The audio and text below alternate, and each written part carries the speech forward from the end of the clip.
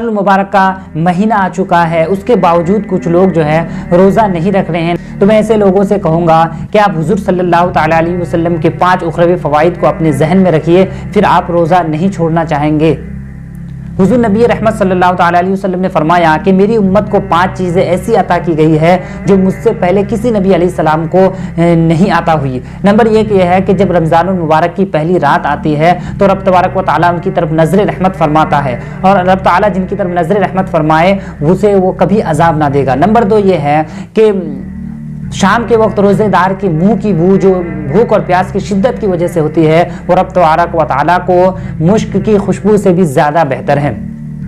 और नंबर 3 यह है कि रोज़ेदार के लिए फरिश्ते हर रातों दिन दुआए मगफिरत करते रहते हैं। और नंबर 4 यह है कि रब तबारक व तआला जन्नत को हुक्म देता है कि तू मेरे इन रोज़ेदार नेक बंदों के लिए आरास्ता हो जा, अनकरीब वो दुनिया की मुशक्क़त से मेरे घर और करम में राहत पाएंगे। और नंबर 5 ये है कि जब माह रमज़ान की आखिरी रात आती है तो अल्लाह पाक सब की मगफिरत फरमा देता है। तो कौम में से एक शख्स ने खड़े होकर अर्ज़ किया, या रसूलल्लाह सल्लल्लाहु अलैहि वसल्लम क्या ये शब क़दर है? तो इरशाद फरमाया, नहीं, क्या तुम नहीं देखते कि मजदूर जब अपने काम से फारिग हो जाता है तो उन्हें उजरत दी जाती है।